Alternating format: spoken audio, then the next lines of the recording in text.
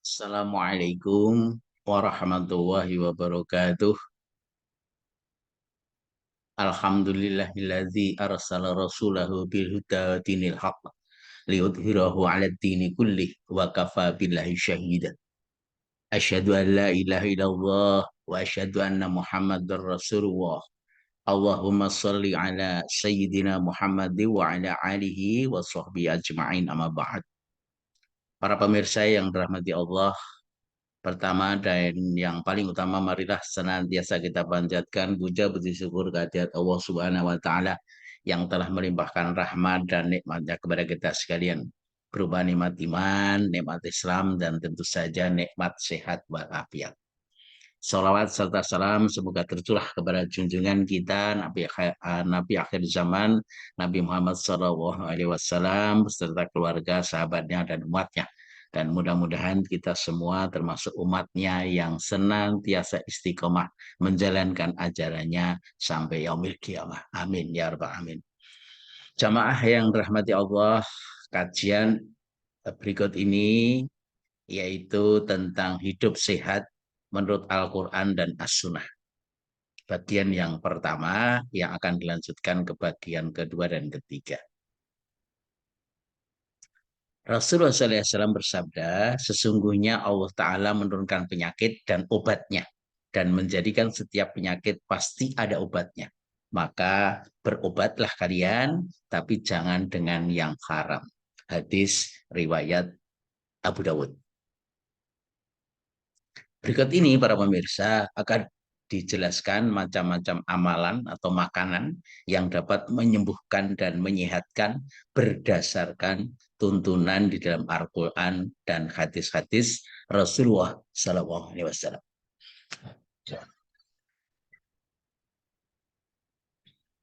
Apa saja amalan-amalan tersebut?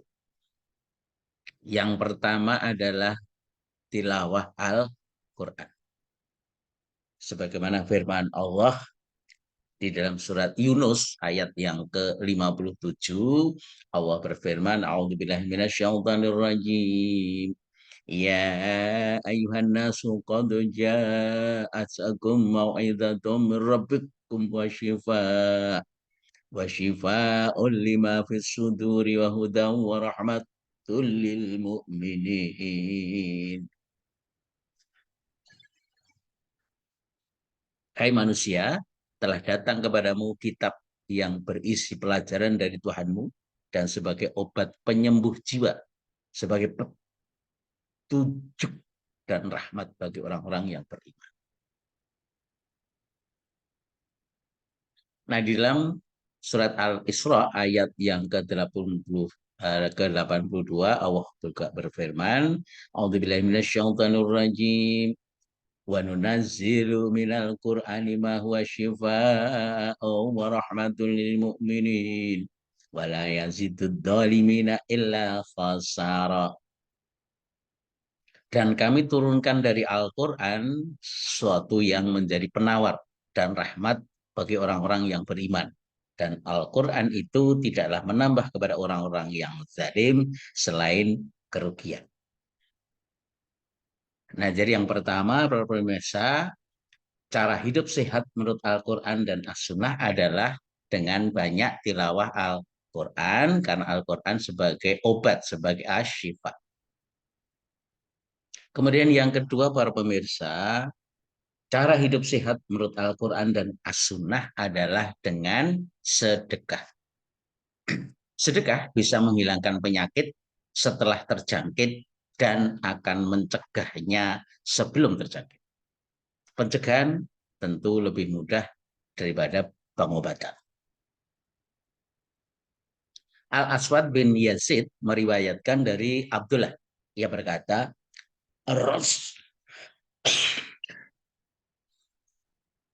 Rasulullah SAW bersabda, obatilah orang-orang yang sakit di antara kalian dengan sedekah. Bentengilah harta kalian dengan zakat dan siapkanlah doa untuk menghadapi musibah. Hadis riwayat Baihaqi. Dihasankan oleh Syekh Al-Albani dalam Sahihul Jami. Nah, yang kedua adalah sedekah pada jamaah. Yang ketiga, hidup sehat menurut Al-Quran dan As-Sunnah adalah sholat malam atau sholat tahajud.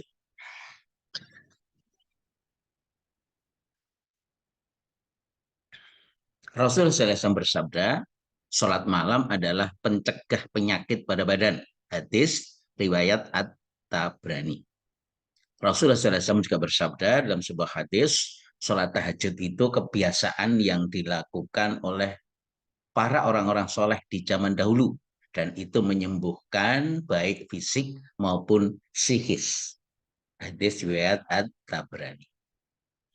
Nah, di dalam hadis Qudsi juga dijelaskan bahwa setiap 2/3 malam Allah Subhanahu wa taala turun ke langit pertama sambil menyerukan, hamba-hambaku yang sedang ruku dan sujud melaksanakan sholat tahajud, permintaanmu akan aku beri, doamu akan aku kabulkan, dosamu akan aku ampuni.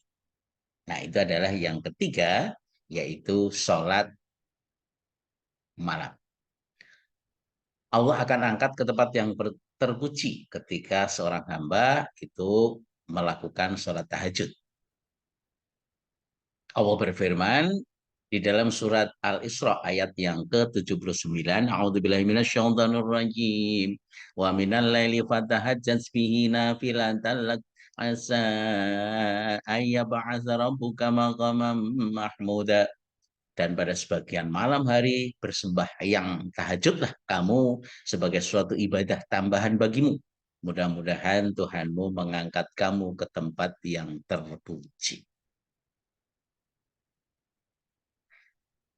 Baik para pemirsa, cara hidup sehat menurut Al-Quran dan As-Sunnah yang keempat yaitu dengan berdoa.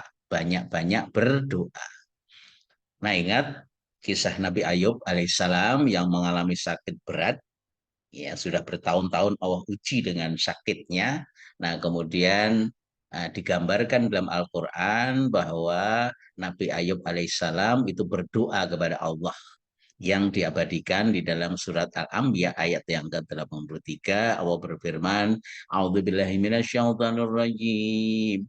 Wa ayyuba idznada rabbahu anni masaniyad dzurru anta arhamur rahimin.